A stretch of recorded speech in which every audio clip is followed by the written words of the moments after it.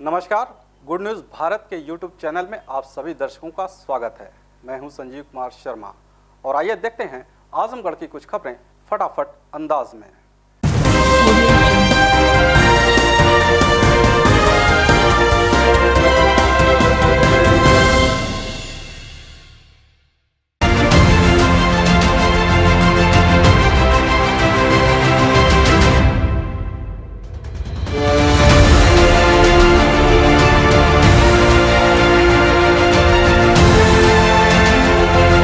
हाल ही में रिलीज चर्चित और विवादित फिल्म कागज के स्क्रिप्ट राइटर इम्तियाज हुसैन ने कहा कि कागज फिल्म की स्टोरी मृतक संघ के राष्ट्रीय अध्यक्ष लाल बिहारी मृतक के जीवन के संघर्षों पर आधारित लिखी गई है। लाल बिहारी मृतक का आरोप सही है या गलत, इसका फैसला या तो फिल्म निर्माता सतीश कौशिक कर सकते हैं या फिर न्यायालय। इस मामले में उनकी कोई भूमिका नहीं है। यह सच है कि फिल्म लाल बिहारी मृतक के जीवन पर आधारित है, न कि लाल बिहारी के लिए बनाई गई है। एग्रीमेंट लाल बिहारी मृतक और सतीश कौशिक के बीच जो भी तय हुआ है वह उन लोगों के दोनों के बीच का मामला है, इससे उनका कोई लेना देना नहीं है। श्री हुसैन गुरुवार को शहर के प्रतिष्ठित होटल ग्रैंड एसआर में इस मामले पर पत्रकारों के सवाल का जवाब दे रहे थे। आपको बता दें कि आजमगढ़ के रहने वाले इम्तियाज हुसैन कई फिल्मों की स्टोरी लिख चुके हैं। आप सुनिए इम्तियाज हुसैन ने क्या कहा। सतीश कौशिक जी कि उनके साथ चीटिंग किया गया है लाल बिहारी के साथ जी, तो क्या है इसमें सच्चाई? देखिए, जहाँ तक आप भी उसके एक पार्ट रहे। नहीं, मैं तो राइटर हूँ उसका, एक पार्ट ज़रूर हूँ उसका। जो लाल बिहारी जी को अपनी बात कहने का अधिकार है, हक है, सतीश जी को अपनी बात कहने का हक है और मुझे अपनी बात कहने का हक है। तो मुझे अपनी बात कह दूँ मैं आपसे और फिर आपके सवालात का जवाब दे दूँ। उनका अधिकार है कि वो प्रेस में जाएँ, कोर्ट में जाएँ, जहाँ जाना चाहे जाएँ। लाल बिहारी जी का उनकी शिकायतें भी हमने सुनी करके। अब जहाँ तक उसको बैंड वाला बजाने का सवाल है और जो कुछ कहने का, जो कह रहे किसान से या बुनकर से उनकी ज़िंदगी को बदल के एक बैंड वाला बनाए, वो सतीश कौशिक उसका जवाब दें। हमने तो नहीं बनाया था। जब हम लाल बिहारी से मिले थे, हम चूँकि आजमगढ़ के रहने वाले हैं और सतीश जी ने हमको कहा कि इम्तियाज़ भाई मैं चाहता हूँ, एक आदमी की तस्वीर छपी थी जो पहले हमने बताया कि एक आदमी ऐसे सर पे हाथ रख के बैठे हुए है और फॉरेन मैगजीन में तस्वीर छपी। फिर बहरहाल वो राज़ी हुई और हमको उन्होंने अपनी सारी कहानी बनाई, हमने टेप रिकॉर्ड किया वगैरह। और फिर इनकी ज़िंदगी को आधार बना करके, अभी सुन लीजिए हमारी बात को क्लियर, ये डॉक्यूमेंट्री ड्रामा नहीं, ये लाल बिहारी मृतक की ज़िंदगी को आधार बनाकर राइटर ने इमेजिनेशन से उसी कहानी को लेकर के स्क्रीन प्ले में डाला, उसके डायलॉग क्रिएट किए। तो इनका नाम अगर हमने चेंज किया, यानी भरत लाल मृतक किया लाल बिहारी को, वैसे ही इनकी बीवी का नाम सही नहीं है इसमें, इनके चाचा मामा वामा सबका किसी का नाम सही नहीं है, न गांव का नाम सही है। कहानी जो है, और वो हमारा अधिकार है, वो हमारा राइट है, वो हर राइटर का राइट है।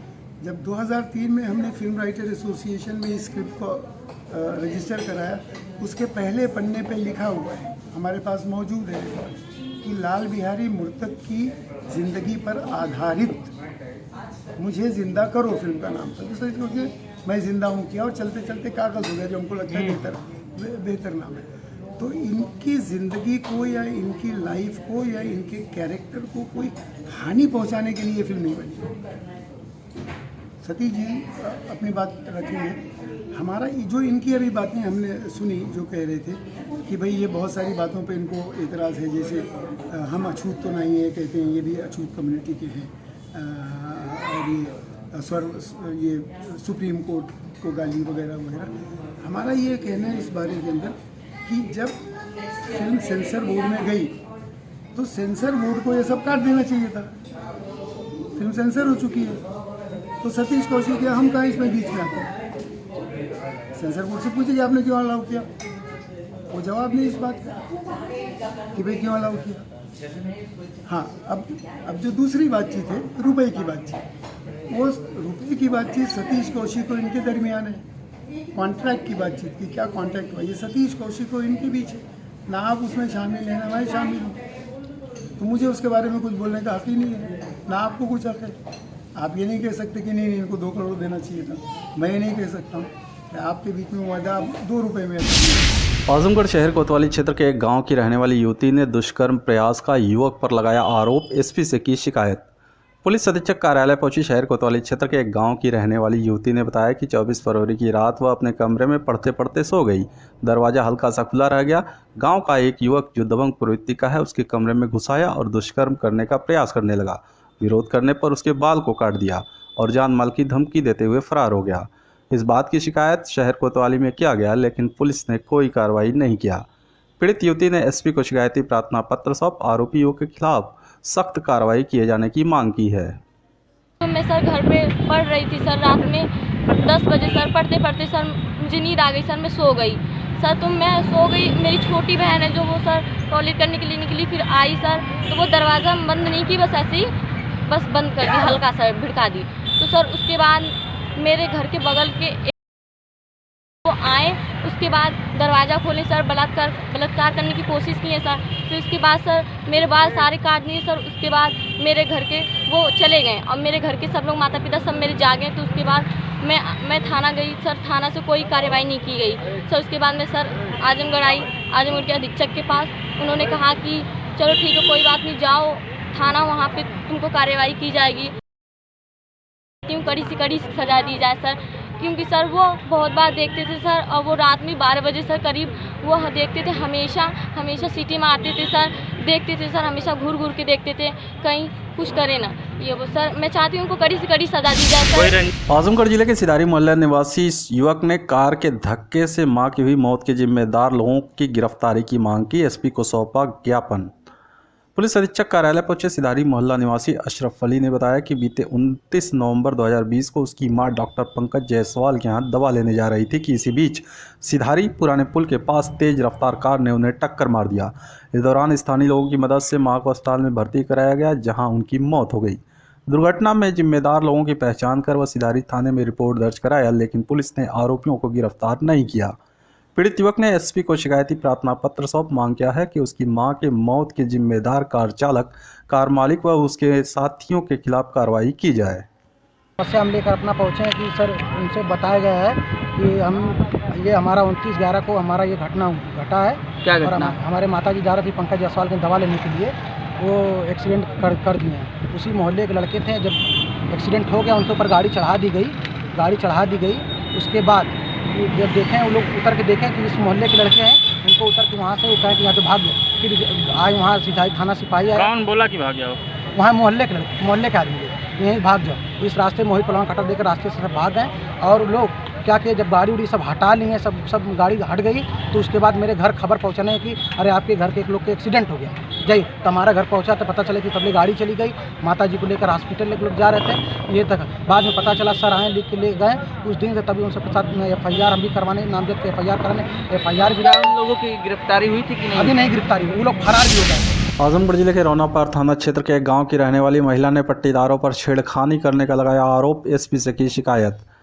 पुलिस अधीक्षक कार्यालय पहुंची रौनापार थाना क्षेत्र के एक गांव की रहने वाली महिला ने बताया कि उसके पति रोजी रोटी के चक्कर में परदेश रहते हैं। बीते 23 फरवरी को पट्टीदार घर में अकेला देखकर उसके साथ छेड़खानी करने लगे। विरोध करने व शोर मचाने पर आसपास के लोग जब इकट्ठा हो गए तो आरोपी पट्टीदार जान माल की धमकी देते हुए फरार हो गए। इस बात की शिकायत मुकामी थाने पर की गई, लेकिन पुलिस ने कोई कार्रवाई नहीं किया। पीड़ित महिला ने एसपी को शिकायती प्रार्थना पत्र देकर आरोपी पट्टीदारों पर कार्रवाई की मांग की है। यहाँ हमारे पट्टीदार लोग हमसे छेड़खानी कर रहे हैं। इसकी तहरीर आपने थाने में दी थी, लेकिन वहाँ पे दर्ज नहीं की गई, कोई सुनवाई नहीं। आजमगढ़ शहर कोतवाली पुलिस ने चोरी की 8 मोबाइल, असलहा व कारतूस के साथ 2 अभियुक्तों को हाफिजपुर से किया गिरफ्तार। बता दें कि पुलिस अधीक्षक सुधीर कुमार सिंह के निर्देश पर अपराधियों के धरपकड़ अभियान के क्रम में शहर कोतवाली के बलरामपुर चौकी प्रभारी अनिल कुमार मिश्रा को मुखबिर से सूचना मिली कि चोरी की मोबाइल के साथ 2 शातिर चोर असलहे के साथ क्षेत्र के हाफिजपुर विद्युत उपकेंद्र पर मौजूद हैं। प्रभारी चौकी बलरामपुर ने अपने हमराई के साथ मुखबिर की सूचना पर घेराबंदी कर 2 अभियुक्तों को गिरफ्तार कर लिया। इनके पास से पुलिस ने चोरी की 8 मोबाइल, 1 असलहा व कारतूस बरामद कर लिया। पकड़े गए अभियुक्तों में राजन उर्फ डल्लू गौड़ शहर कोतवाली क्षेत्र के एलवल मोहल्ले का, तो वहीं दूसरा निहाल जीयनपुर कोतवाली क्षेत्र के नौसारा गांव का निवासी है। खबरों में हो चला है एक छोटे से ब्रेक का। मिलते हैं ब्रेक के बाद। आप देखते रहिए गुड न्यूज भारत।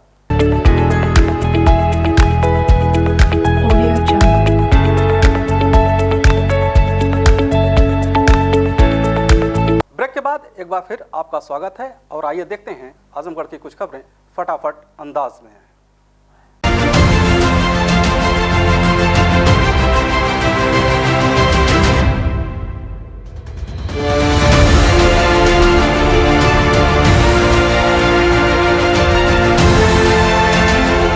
आजमगढ़ जिले के लालगंज से रहे पूर्व विधायक स्वर्गीय त्रिवेणी राय के पौत्र डॉक्टर अभिषेक राय सपा का थामे दामन। नेरुहाल में सपाइयों ने किया स्वागत। बता दें कि डॉक्टर अभिषेक राय प्रसिद्ध आर्थो सर्जन हैं और कांग्रेस पार्टी से कई बार विधायक रहे। स्वर्गीय त्रिवेणी राय के पौत्र कांग्रेस छोड़कर सपा राष्ट्रीय अध्यक्ष अखिलेश यादव के समक्ष सपा की सदस्यता ग्रहण किया।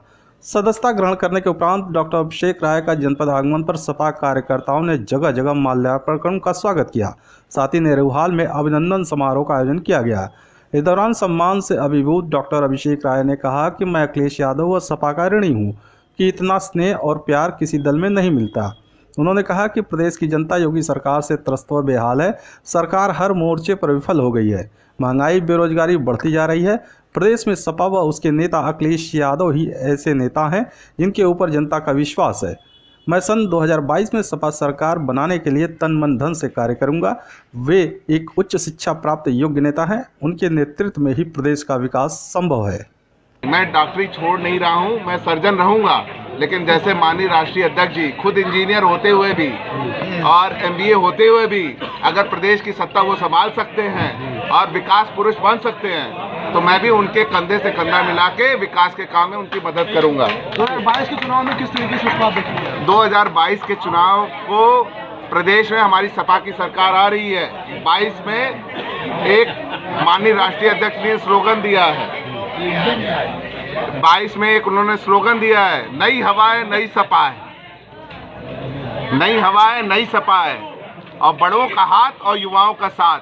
मैं युवा हूं, मेरे जैसे पढ़े लिखे लोगों को उन्होंने पार्टी में सम्मिलित करके पार्टी का काम बढ़ाने के लिए मुझे आदेशित किया है, जिसके लिए मैं समाजवादी पार्टी को न केवल आजमगढ़ पूरे पूर्वांचल में मजबूत करने की कोशिश करूंगा। आजमगढ़ जिले में कांग्रेस ने पेट्रोलियम पदार्थों की मूल्य वृद्धि के विरोध में निकाली पदयात्रा। डीएम कार्यालय पर दिया धरना। बता दें कि जिला कांग्रेस कमेटी के उपाध्यक्ष बिलाल अहमद के नेतृत्व में कांग्रेसियों ने आंदोलित किसानों के समर्थन एवं डीजल, पेट्रोल, रसोई गैस के बेतहाशा मूल्य वृद्धि के विरोध में पदयात्रा निकाला, जो अग्रसेन चौराहा होते हुए तहसील सदर रैदोपुर होते हुए जिलाधिकारी कार्यालय पहुंचे और वहां विरोध स्वरूप धरना दिया। जिला उपाध्यक्ष बिलाल अहमद ने कहा कि जब से बीजेपी की सरकार बनी है, गरीबों, किसानों, मजदूरों के साथ लगातार अन्याय कर रही है। पूंजीपति को लाभ पहुंचाने के लिए 3 किसान विरोधी काले कानून बनाए गए हैं, जिसको लेकर 92 दिन से किसान सड़कों पर आंदोलन कर रहे हैं। लेकिन तानाशाह सरकार पूंजीपतियों के दबाव में किसानों की मांगों को अनसुना कर रही है। किसान देश का अन्नदाता एवं भाग्य विधाता है। देश की अर्थव्यवस्था कृषि पर निर्भर है। जब तक तीनों किसान विरोधी कानून वापस नहीं होंगे, कांग्रेस चुप नहीं बैठेगी। डीजल, पेट्रोल, रसोई गैस के मूल्य में भी बेतहाशा वृद्धि से आम जन का जीना दुभर हो गया है। सरकार यदि शीघ्र महंगाई पर अंकुश नहीं लगाती है तो कांग्रेस पार्टी जन आंदोलन के लिए बाध्य होगी। यह पदयात्रा निकाली थी इस बात को लेकर, देश में महंगाई चरम सीमा पर है। पेट्रोल का दाम, डीजल का दाम, कड़वा तेल का दाम और जितनी भी खाद्य सामग्री है सबके दाम आसमान छू रहे हैं। जनता की कमर महंगाई से टूट रही है। जनता बेहाल है। किसानों के हमदर्दी दिखाने वाली मौजूदा सरकार किसान के इस्तेमाल में आने वाले डीजल का दाम बढ़ा दिया, जो खेती में इस्तेमाल होता है। पेट्रोल का दाम बढ़ने से सामान की ढुलाई का किराया बढ़ गया, जिसका बोझ आम जनता के कमर पर पड़ना है और महंगाई बेतहाशा बढ़ना ये निश्चित है।